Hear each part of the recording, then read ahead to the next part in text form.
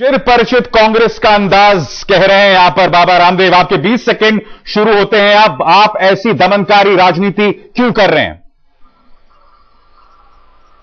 बाबा के खिलाफ किसी भी प्रकार का कोई षड्यंत्र नहीं किया गया। बाबा के साथ सार्वजनिक रूप से सरकार के 4 मंत्रियों ने आमने सामने बैठ करके बात ही की और बाबा ने स्वयं स्वीकार किया कि सरकार ने मेरी सारी मांगे मान लिया, मैं बहुत प्रसन्न हूं। उन्होंने खुद अपने स्टेज के ऊपर एक सेलिब्रेट किया था। इसके बाद जब वो सारी बातें नहीं मानते, अपनी बातों से मुकर जाते हैं, तो कानून को अपनी कार्रवाई करनी पड़ती है। मुझे अच्छा नहीं लगता अपने लोगों पे कोई लाठी चलाए। जो भी लोग वहां थे हमारे देश के थे, मेरे अपने थे, लेकिन कानून को एक लॉ एंड ऑर्डर की हिफाजत करने के लिए, कानून व्यवस्था की हिफाजत करने के लिए, सुरक्षा के इंतजाम कड़े रखने के लिए इस प्रकार की कार्रवाई करनी पड़ी है। वो कार्रवाई गलत हो सकती है, लेकिन उस कार्रवाई के अलावा और कोई विकल्प नहीं था सरकार के साथ। चलिए, इसके बाद जो अगला सवाल है कि अगर बाबा रामदेव इतने बुरे हैं, ठग हैं, तो आखिर क्यों 4 मंत्री उनकी स्वागत के लिए गए? सुनते हैं बाबा रामदेव को।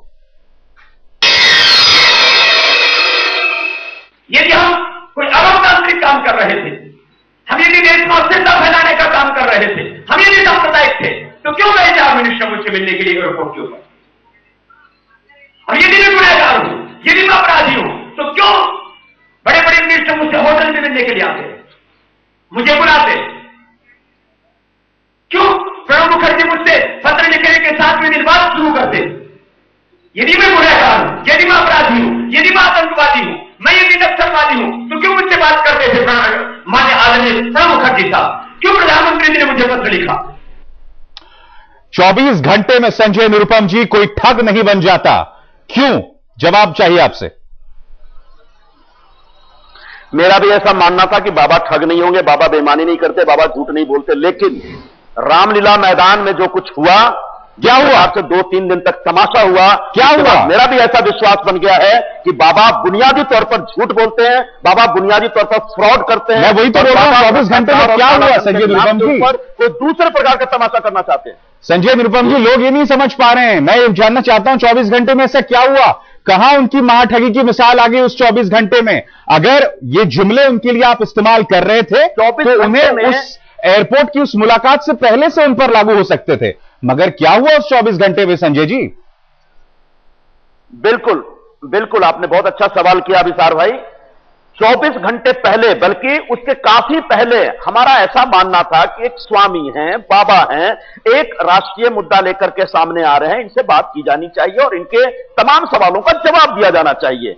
और तमाम सवालों का जवाब देने के बाद भी जब लगता है कि नहीं, इनका मुद्दा कुछ और है, ये किसी और षड्यंत्र के तहत सारा कुछ कर रहे हैं, झूठ बोल के यहां पे आसन कर रहे हैं, आसन के नाम पे, अनशन के नाम पे लोगों को भड़का रहे हैं, तो निश्चित तौर पर उनके चरित्र के ऊपर संदेह हुआ। और जब चरित्र के ऊपर संदेह हुआ, अगला सवाल जो है वो निहायत ही संवेदनशील सवाल है। राजबाला उनकी समर्थक, अगर पुलिस ने लाठीचार्ज नहीं हुआ तो आखिर राजबाला जख्मी कैसे हुई? सुनते हैं बाबा रामदेव को। बहन राजबाला की हालात आज यह है कि उसके हाथों और पैरों में 1% भी किसी तरह का मूवमेंट नहीं है।